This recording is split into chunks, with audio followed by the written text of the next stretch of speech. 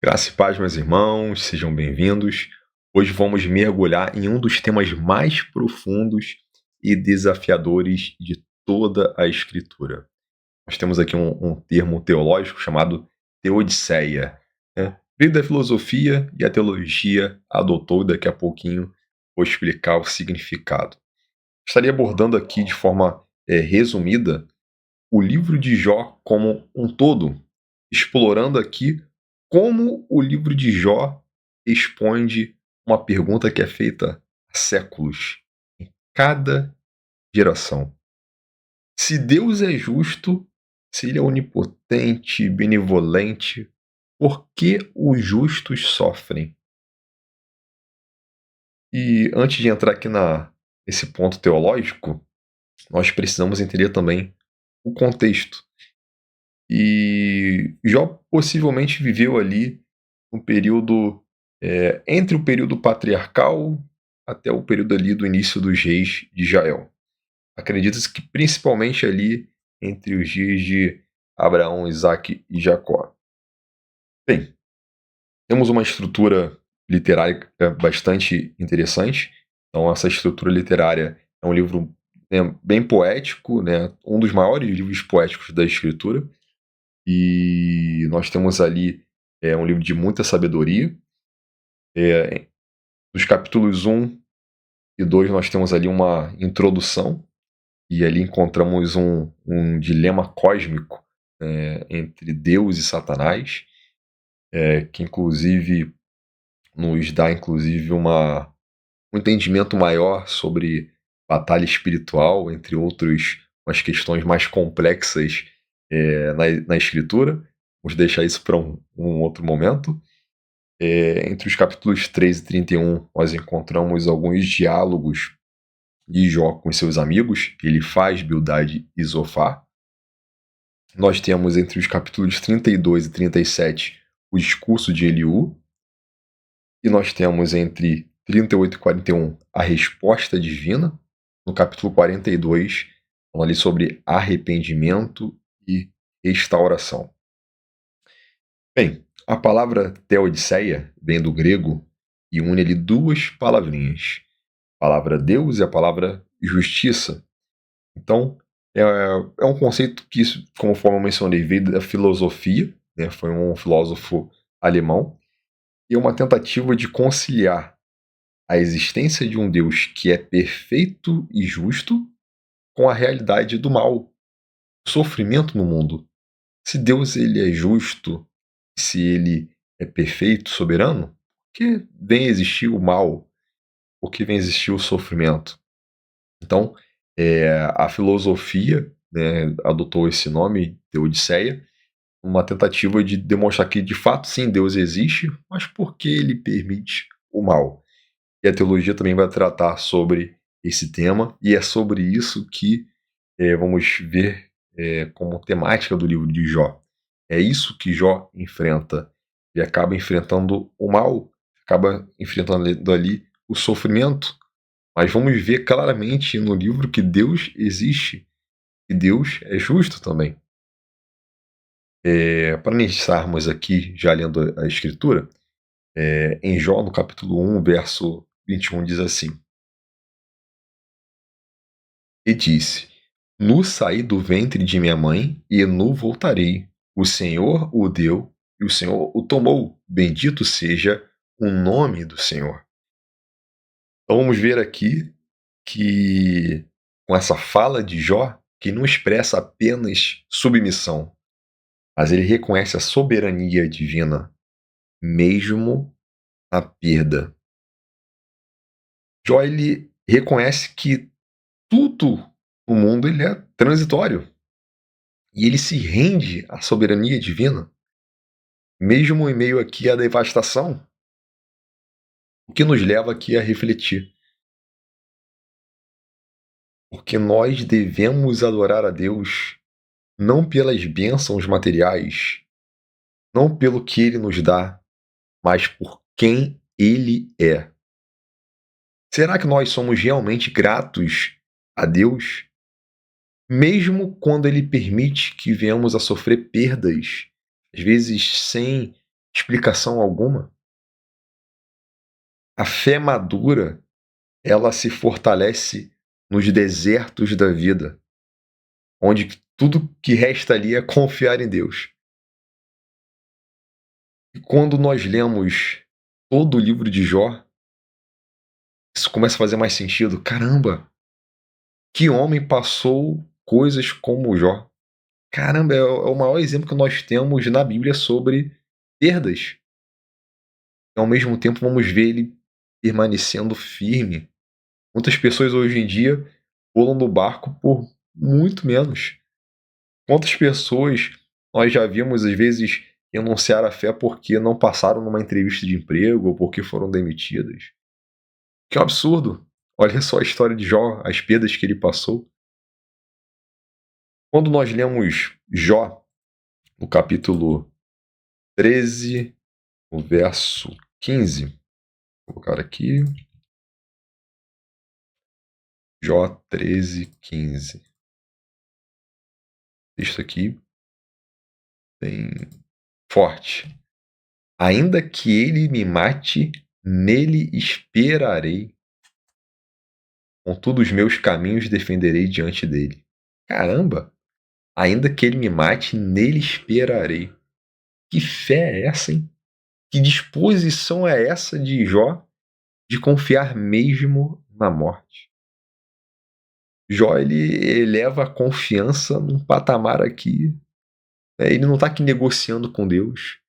Se você fizer, eu vou confiar em você. Não. Ainda que tudo termine, ainda que eu morra, eu vou continuar esperando nele.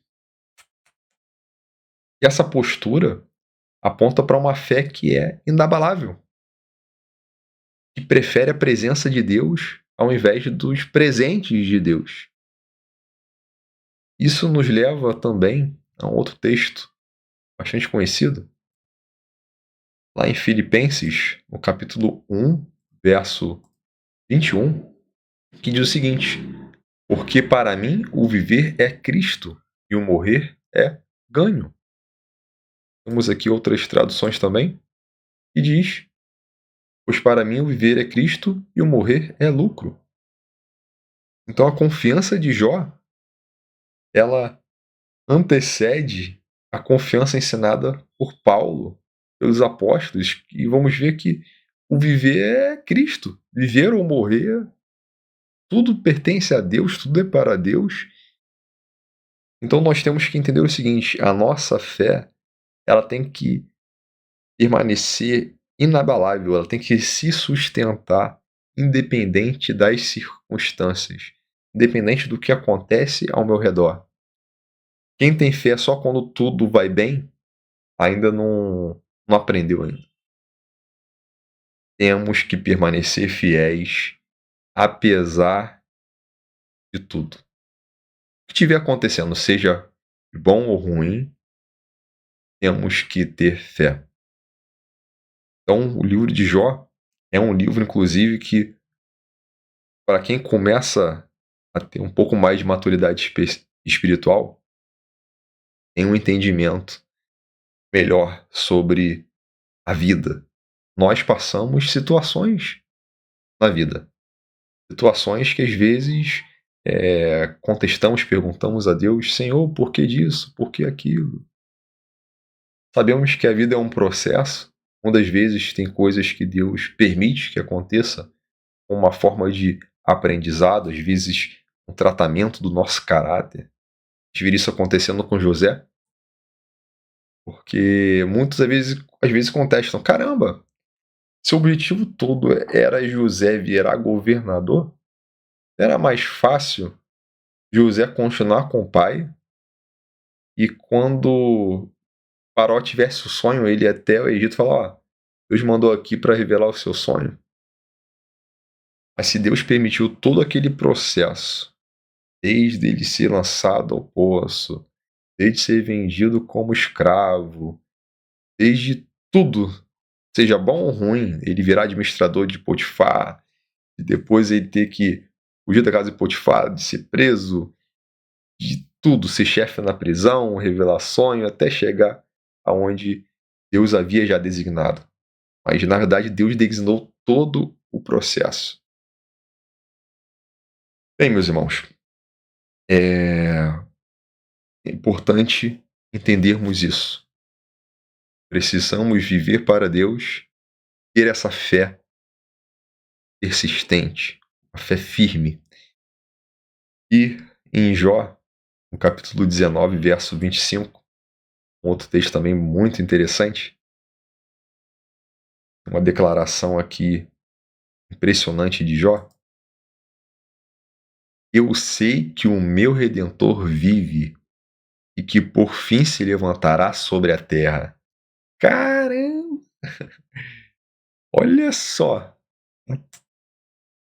É um texto profético, pode ter sido de forma indireta, mas é um texto profético muito interessante. E a palavra hebraica aqui usada para redentor, nós temos aqui essa palavrinha aqui, ó,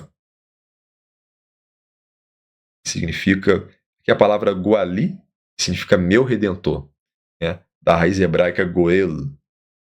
Então, essa palavra goel, né, que é redentor, ela é usada também na lei de resgate familiar, né? Então, temos aquele exemplo de Ruth com Boaz. Então, é bastante interessante. No auge do sofrimento, vamos ver que Jó, ele, de forma indireta, ele profetiza sobre Cristo, o nosso Redentor. Ele antecipa aqui a esperança messiânica. É um Redentor que vive e ele vai se levantar sobre a terra. Que isso? Então, ele olha para além do sofrimento. Ele busca uma redenção final, uma redenção total. Isso nos chama a ter uma visão melhor, de olharmos além dos problemas imediatos, contemplar o plano eterno de Deus. Será que, quando estamos em meio à adversidade, nós conseguimos reconhecer o nosso Redentor e lembrar que Ele vive e que um dia Ele vai se levantar sobre a terra? Será com vara de ferro. Meus irmãos, e não para por aí, vamos ver, né, muitas declarações muito interessantes. Em Jó, no capítulo 23, verso 10 diz: Mas ele sabe o caminho por onde ando. Se me colocasse à prova, sairia como o ouro. Muito interessante, essa palavra hebraica bahan, que significa provar, testar. Uma palavra muito usada ali no sentido de provar os metais através do fogo. Então, muito interessante esse significado. Inclusive, é a mesma palavra que Pedro usou. É claro que aqui eu vou abrir uma tradução, né, do português, né, que veio do grego, que aí no grego é peirasmos, que é o mesmo sentido, que é justamente quando nós experimentamos provações. Interessante aqui que dá, né, o mesmo significado. Sofrimento aqui não é uma punição, mas é um refinamento. É um processo pelo qual Deus ele purifica a fé, removendo todas as impurezas. De repente a fé era superficial, mas no momento que ele vai removendo as impurezas, aí torna-se mais puro, torna-se mais valoroso. E aqui está escrito o seguinte: Nisso exultais, ainda que agora sejais necessariamente afligidos por várias provações, por um pouco de tempo, para que a comprovação da vossa fé, mais preciosa do que o ouro que perece, embora provado pelo fogo, redunde em louvor, glória e honra à revelação de Jesus Cristo. Então, vamos ver aqui a mesma ideia, né, de Jó. Mesma ideia. O nosso Redentor vive e ele conhece nosso caminho e ele prova, mas é para que a gente venha sair como o ouro, um refinamento. E durante quase todo o livro vamos ver uma espécie de debate teológico entre Jó e os seus amigos. Eles debatem ali se o sofrimento é sempre fruto de pecado. Ali os amigos acharam que tinha algum pecado oculto. E às vezes fazemos julgamentos semelhantes. Ih, fulano tá passando por isso, é pecado. Ih, tá em pecado. Ih, caiu. Precisamos discernir entre a disciplina corretiva e uma provação que é edificante.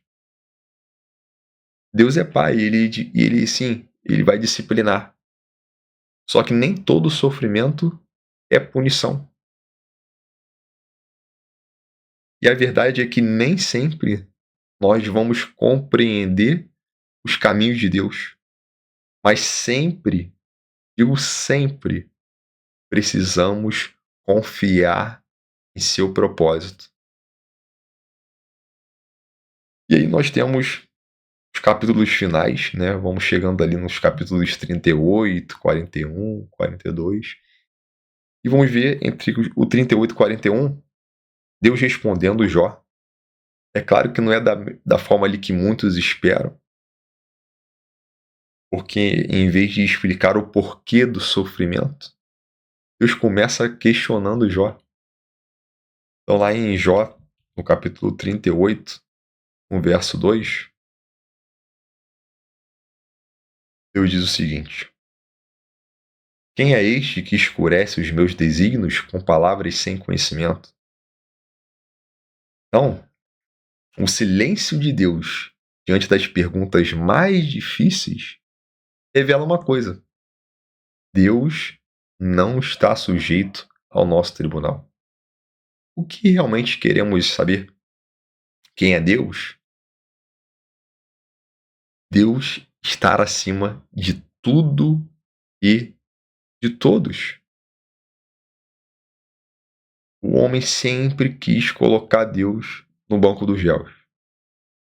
E acho que é por isso que quando o próprio Deus veio em carne, isso aconteceu. E colocaram Jesus, o próprio Deus, no banco dos réus. E condenaram ele e crucificaram. Nós temos que parar com isso de querer tudo. Deus, por que isso? Deus, por que aquilo? Precisamos aprender a aceitar a soberania. Isso é importante até esclarecer aqui. Não é errado você querer entender o propósito divino, querer uma resposta de Deus, mas tem que ter cuidado para não gerar uma espécie de interrogatório. Tem pessoas que parecem querer colocar Deus na parede. Você querer entender o processo para que você consiga ser mais sensível à voz de Deus, querer escutar Ele melhor, entender os seus desígnios. Amém. Agora, cuidado para não dar uma bronca em Deus. Tem pessoas que às vezes acabam extrapolando. Bem, no Novo Testamento, Tiago querendo ali exortar, chamando ali os fiéis à paciência, perseverança na fé, em meio às tribulações da vida, ele dá o exemplo da resistência de Jó, que talvez seja ali o maior exemplo bíblico de perseverança apesar das circunstâncias. Então, lá em Tiago, no capítulo 5, o verso 11, diz o seguinte: eis que temos por felizes os que perseveram firmes. Tendes ouvido da paciência de Jó, e vistes que fim o Senhor lhe deu. Porque o Senhor é cheio de terna misericórdia e compassivo. Olha só. Então a gente vê que a transcendência divina é um tema crucial. E que Deus, ele é misericordioso, ele é compassivo. Tudo que acontece, apesar de ser aos nossos olhos algo ruim, tem um motivo. E temos que ter isso em mente. Apesar disso tudo, Deus é justo, ele é bom, ele é misericordioso, ele é compassivo. O que nós precisamos é ser pacientes. tal como Jó. E aqui é citado como um exemplo de pessoa paciente. Isso. E esses que são pacientes como Jó são felizes, porque vão perseverar firmes. Imagina só o que Tiago, assim como outros apóstolos e seguidores de Jesus, passaram aqui no primeiro século. Muitos aqui estavam sofrendo por crer em Cristo. E aí Tiago ensina sobre o que? Tomar por modelo no sofrimento. Então, enquanto uns ensinam hoje, não, se você está sofrendo, tem uma coisa errada aí. É pecado, é não sei o que. É você ver Tiago ensinando. Ó, toma um modelo de sofrimento na paciência dos profetas. Olha só, eis que temos por felizes os que perseveram firmes. E aqui dá o exemplo de Jó. Meus irmãos, no mundo tereis tribulações, mas tem de bom ânimo.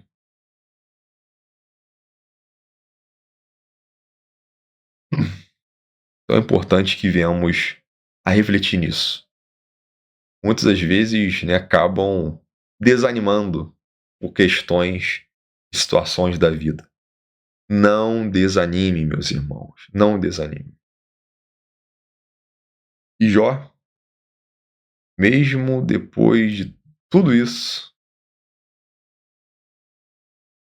olha só, bem sei que tudo podes e nenhum dos teus planos pode ser frustrado.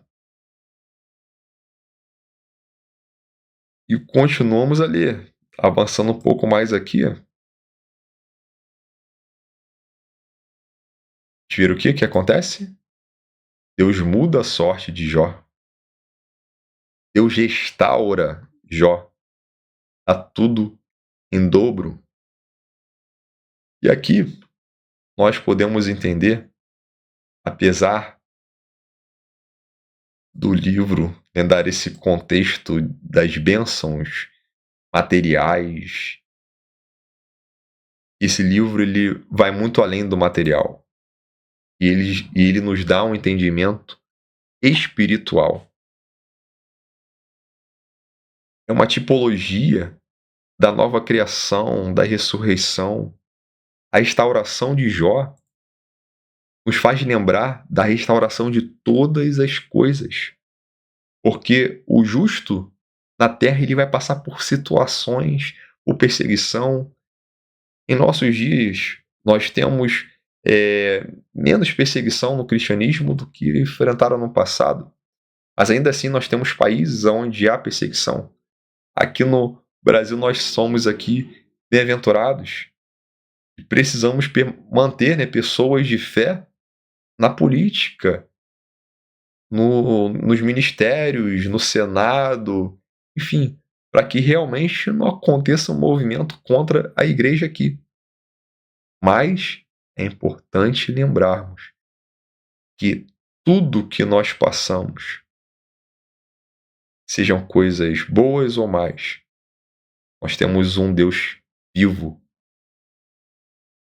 e precisamos nos manter fiéis. E assim, naquele grande dia, todos nós seremos recompensados pelas nossas obras. E apesar dos sofrimentos vividos, uma página será virada. Jamais sentiremos dor novamente. Jamais haverá choro, a morte. Jamais alguém morrerá novamente. Temos lá em Apocalipse, em breve estudaremos. Depois do milênio, a própria morte será lançada no lago de fogo. Cessará a morte. E para uma igreja moderna, né, hoje em dia, o livro de Jó é muito importante, porque tem implicações muito profundas. Existem essas doutrinas modernas que diz, se você for fiel a Deus, você não vai passar por adversidade. Que mundo é esse? Quem não passa por adversidade? Se for considerar que de repente a adversidade é só financeira, tudo bem. Tem alguns que às vezes podem não passar. mas todos passam por problemas em algum momento. Se for reparar em taxa de suicídio, muitos suicídios aí são de pessoas ricas, riquíssimas, nem dívidas têm. Mas, às vezes, tem um vácuo ali na vida, uma coisa não preenchida. Falta Jesus ali. Então, meus irmãos, a adversidade, todos passam. Todos passam. Esse negócio de caramba, fulano tá passando por isso, então ele tá em pecado. Muito cuidado. Não necessariamente é consequência do pecado, ok? Precisamos desenvolver essa maturidade espiritual. Uma fé que não depende de situações, de circunstâncias favoráveis.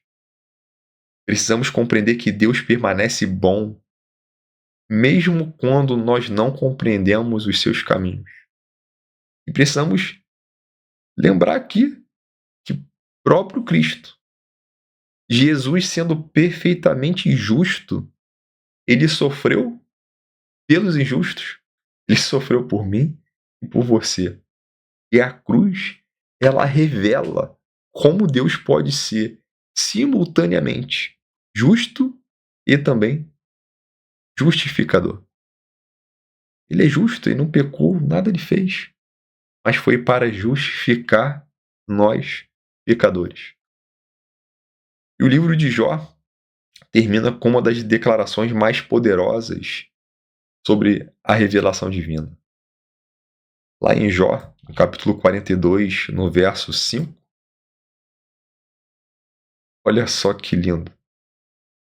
Eu te conhecia só de ouvir, mas agora os meus olhos te veem. Jó passou aqui da teologia conceitual para um encontro pessoal com Deus. E não é isso que nós ansiamos aqui? Não apenas conhecer sobre Deus, mas conhecer a Deus. Não só de ouvir falar, mas de contemplá-lo com os nossos olhos. A Teodiceia de Jó nos ensina que a fé madura não exige respostas para todas as perguntas que forem surgir. Ela exige confiança na bondade de Deus, mesmo quando os seus caminhos, que são inescrutáveis, que são, às vezes, né, não entendidos plenamente, que em todas as nossas provações, que possamos não apenas buscar respostas, mas que possamos querer buscar um relacionamento mais profundo com Deus. Senhor, eu estou passando por isso. Ainda não entendi o porquê desse processo, mas eu quero que o Senhor esteja comigo, assim como eu quero estar pertinho de Ti. Será que, diante do silêncio de Deus, quando Ele não nos responde algo, nós conseguimos confiar que Ele permanece bom, que Ele continua sendo soberano? Será que nós conseguimos experimentar o ver a Deus, mesmo em meio ao sofrimento, assim como Jó? E são essas as perguntas que, ao ler o livro de Jó, pairam aí no ar. E essas perguntas nos levam mais profundamente ao coração de Deus. Porque no final, essa teodiceia não é apenas uma questão filosófica, mas é uma questão profundamente pessoal e espiritual que vai nos conduzir até ao pé da cruz, aonde toda a injustiça encontra sua resolução final na justiça perfeita de Deus. Amém? Que Deus te abençoe grandemente. Até a próxima semana com mais um estudo bíblico.